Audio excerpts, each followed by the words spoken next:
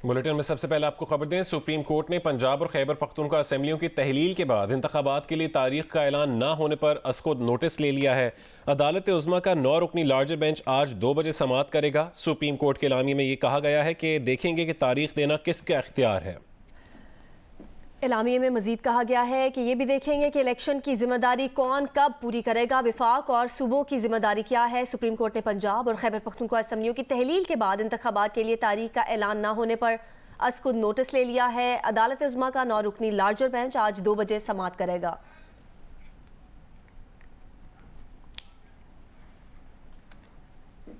मुस्लिम league नून ने election असकुद notice case में बनाए जाने वाले बेंच पर सवाल उठा दिए हैं। अताउल्लाह तारड़ ने कहा है कि पाकिस्तान बार काउंसिल, चारों सूबाई बार काउंसिल्स और इस्लामाबाद बार काउंसिल ने कहा है कि वो एक सिटिंग जज के खिलाफ रेफरेंस फाइल करने जा रहे हैं, तो फिर इस जज को इस बेंच में शामिल नहीं होना चाहिए था। जियो न्यूज़ के प्रोग्राम आज शाहजेब खानजादा के साथ में बातचीत करते हुए उन्होंने कहा कि इस बेंच में सीनियर तरीन 9 जजेस को बिठाया जाना चाहिए था।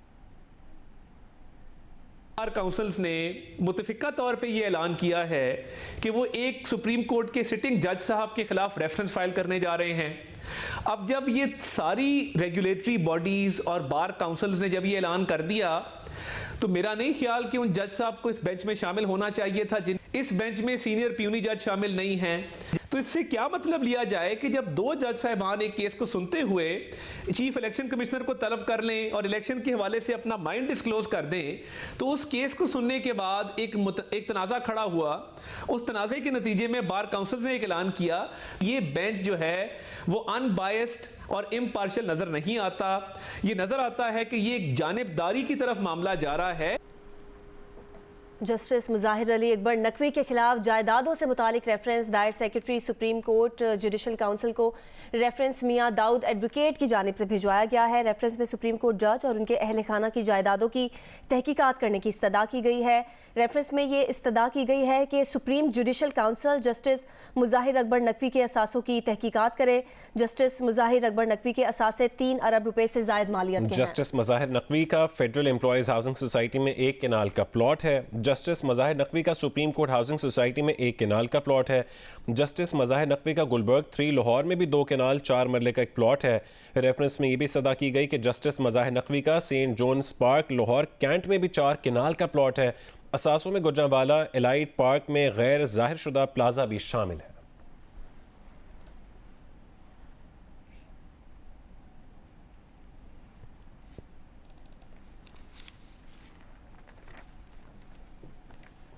पुलिस अफसरान की ट्रांसफर पोस्टिंग के खिलाफ केस की समाअत हुई। अदालत ने पंजाब के साबिक चीफ सेक्रेटरी कामरान अफजल की बहाली की दरखास्त खारिज कर दी है।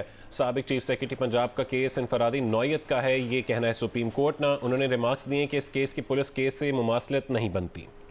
सुप्रीम कोर्ट की जानिब से कहा गया है कि कामरान अफजल अपनी शिकायत के तदारुक के लिए हाई कोर्ट जा सकते हैं। आपको अपडेट कर रहे हैं कि सुप्रीम कोर्ट की जानिब से कहा गया है कि इस केस की पुलिस केस से मुमासलत नहीं बनती और समाअत चीफ जस्टिस पाकिस्तान की सरबराही में 3 रुकनी बेंच ने की।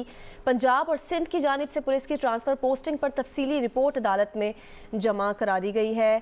पंजाब में कुछ आईजी साहिबान तो 1 माह भी आईजी रहे हैं। चीफ जस्टिस की जानिब से आज ये कहा गया, उन्होंने कहा कि मौसर क़यादत के लिए ही आईजी के ओहदे की मुद्दत रखी गई है, जिस पर एडिशनल एडवोकेट जनरल पंजाब ने कहा कि 2017 में पंजाब काबीना ने पुलिस ऑर्डर में तब्दीली का फैसला किया।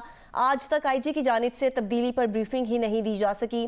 चीफ जस्टिस ने सवाल किया कि 6 साल से ब्रीफिंग ना होने की वजह क्या सियासी रुकावटें हैं, पंजाब पुलिस में सियासी मुदाखलत है। चीफ जस्टिस ने कहा कि जानबूझकर पुलिस को ट्रेनिंग और इख्तियारात के बगैर रखा गया है।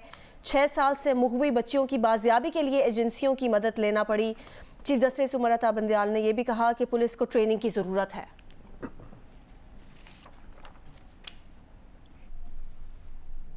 आगे बढ़े आपको बताएं, गुलबहार थाने के बाहर पाकिस्तान तहरीक इंसाफ के कारकुन जेल भरो तहरीक के सिलसिले में गिरफ्तारियां देने पहुंच गए हैं। इस हवाले से राबता किया है जियो न्यूज़ के नुमाइंदे अबू बकर सिद्दीक से। अबू बकर, मजीद क्या तफसीलात हैं?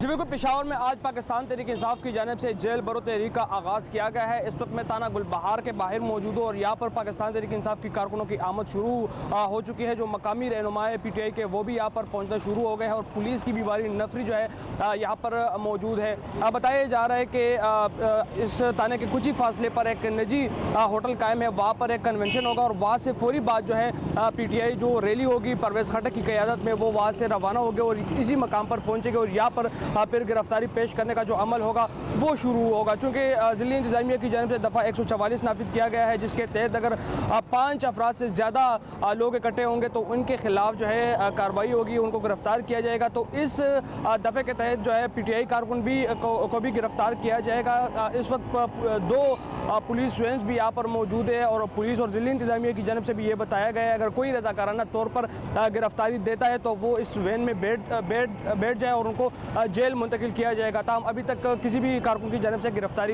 पेश नहीं की गई। जी, इंसदादी दहशतगर्दी अदालत ने जेल भरो तहरीक के दौरान पुलिस गाड़ी की तोड़फोड़ के इल्ज़ाम में PTI के रहनुमा इबाद फारूक का 14 रोज़ा जिस्मानी रिमांड मंजूर कर लिया है। इंसदादी दहशतगर्दी अदालत की जज अबीर गुल ने जिस्मानी रिमांड की दरख्वास्त पर समाअत की। इबाद फारूक को अदालत के रूबरू पेश किया गया। सरकारी वकील ने बताया कि इस मामले की तफ्तीश की ज़रूरत है, इसलिए जिस्मानी रिमांड दिया जाए। अदालत ने मुल्ज़िम का जिस्मानी रिमांड मंजूर कर लिया। PTI की जेल भरो तहरीक के हवाले से गुफ्तगू कर रहे हैं कि रावलपिंडी इंतज़ामिया और पुलिस ने तैयारियां पकड़ ली हैं। ज़राए का कहना है कि कमिश्नर रावलपिंडी की हिदायत पर डिप्टी कमिश्नर का आला पुलिस अफसरान के साथ इजलास हुआ है और रावलपिंडी में दफ़ा 144 नाफिज करने पर गौर किया जा रहा है। ज़राए का बताना है कि डिप्टी कमिश्नर की ज़ेर सदारत इजलास में दफ़ा 144 की खिलाफ वर्जी पर मुकदमा दर्ज करने का फैसला किया गया है। ज़राए का यह भी बताना है कि अडियाला जेल इंतज़ामिया ने जेल में गुंजाइश से ज़ायद तादाद होने से मुतालिक इंतज़ामिया को आगाह कर दिया है। रावलपिंडी पुलिस ने जेल भरो तहरीक से मुतालिक हिकमत अमली तरतीब दे दी है। PTI ज़िला रावलपिंडी के कारकुन जुम्मे के रोज़ लियाकत बाग पर जमा होंगे। PTI कारकुनान गिरफ्तारी देने हशनगरी पुलिस स्टेशन और गुलबहार थाने पहुंच गए। हमारे नुमाइंदगान हमारे साथ मौजूद हैं। हशनगरी पुलिस स्टेशन से हमें ज्वाइन कर रहे हैं नुमाइंदा जियो न्यूज़ रसूल दावर और गुलबहार थाने से हमारे साथ मौजूद है अबू बकर सिद्दीक। सबसे पहले रुख करेंगे रसूल दावर की जानिब। रसूल दावर, क्या सूरत हाल है जहाँ पर आप मौजूद हैं? कितने कारकुन पहुंचे गिरफ्तारी देने और कौन कौन से रहनुमा वहाँ पर आए? जी बिल्कुल, पाकिस्तान तहरीक इंसाफ के कारकुनान गिरफ्तारी देने के लिए हशनगरी थाना के बाहर इस वक्त मौजूद है। यहाँ पे वो गिरफ्तारी देने के लिए मौजूद है। साथ उनमें जो साबिक सूबाई वज़रा है वो भी इसके साथ है। उसमें तैमूर सलीम जगड़ा है और कमरान बंगश है, बैरिस्टर मोहम्मद अली सैफ है। इनसे हमारी बात भी हुई। उनका कहना है कि तकरीबन 200 के करीब कारकुनान और जो सूबाई लेवल के जो इनके लीडर है वो गिरफ्तारी देंगे। या हमने पुलिस से बात की, उनका कहना है कि दफ़ा 144 नाफिज की गई है, उसकी खिलाफ वर्जी पे भी इसको गिरफ्तार कर सकते हैं और साथ साथ अभी वो GT रोड बंद करने जा रहे हैं और कहा जा रहा है कि जो ही वो GT रोड बंद करेंगे हशनगरी चौक के करीब, तो इस बुनियाद पर भी जो कैदियों का जो वैन है वो यहाँ पे मौजूद है, वो कहा जा रहा है कि उसको गिरफ्तार किया जाएगा।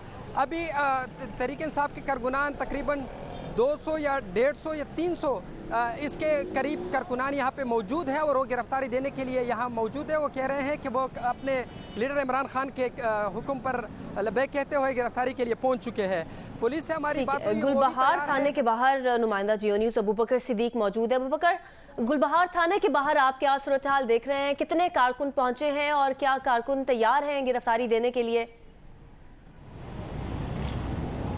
इस वक्त मैं गुलबहार थाने के बाहर मौजूद हूँ और अब से कुछ देर कबल जो है यहाँ पर PTI के जो मकामी रहनुमा है या साबिक MPs है वो इसी मकाम पर पहुँचे थे और यहाँ पर जो है जो यहाँ पुलिस वैन खड़े हैं वहाँ पर तस्वीर बनवाई है और तस्वीर बनाने के बाद जो है वो वैन से दोबारा उतर गए और हशनगरी की तरफ रवाना हो गए। इस वक्त सूरत हाल ये है कि पाकिस्तान तहरीक इंसाफ के कारकुन जो है वो काफिलों की सूरत में इसी मकाम पर पहुँच रहे हैं और चूँकि जिस कारकुनों से हमारी बात हुई तो उनका ये बताना था कि अभी तक हमें ओपन डायरेक्शंस नहीं मिली कि हमने गिरफ्तारी जो है वो इस थाने में देनी है या फिर हशनगरी थाने में देनी है। ताहम वो भी इस सूरत हाल में कंफ्यूज है मुझे अभी कुछ देर कबल जो है परवेज़ खटक ने प्रेस कॉन्फ्रेंस किया। उन्होंने ये बताया है कि कारकुन जो है वो हशनगरी थाने पहुँचे और वहाँ पर जो है गिरफ्तारी का जो अमल है वो वहीं पर होगा। ताहम यहाँ से जो कारकुन जो सुबह से ही यहाँ पर मौजूद थे और यहाँ पर गिरफ्तारी देने के लिए थाने के बाहर मौजूद है, वो अब इस थाने से जो है हशनगरी की तरफ रवाना हो गए हैं। साबिक चंद वज़रात जो थे सूबाई,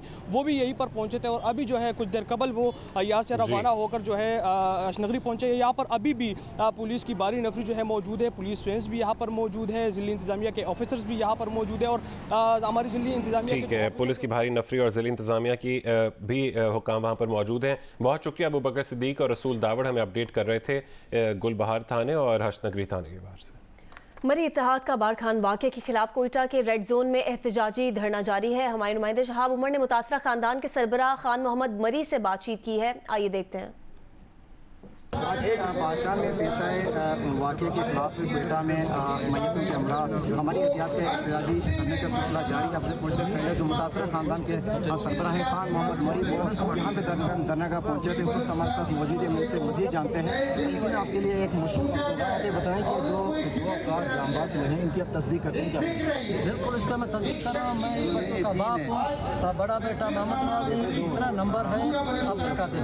ये बताएं कि जो बताया जा रहा है कि आपकी एहलिया और 4 बेटे बाजियाब किए गए हैं, उसकी खाली इतना अगर मंजर आम पर पहुँचेगा तो फिर मैं सच करेगा और मीडिया वाली खबर करेगा। अगर रास्ते में कुछ होगा उसका जिम्मेदार उसने ऐलान किया कि मैं गवर्नमेंट किया था, फिर अभी तक नहीं पहुँच गई। ये बताएं कि अभी आपकी सरकार से मुतालबा है। मेरा मुतालबा है कि मुझे इंसाफ मिल जाएगा और सदर अब्दुल रहमान का ये बात खत्म। मज़ीद खबरें शामिल करेंगे ब्रेक के बाद।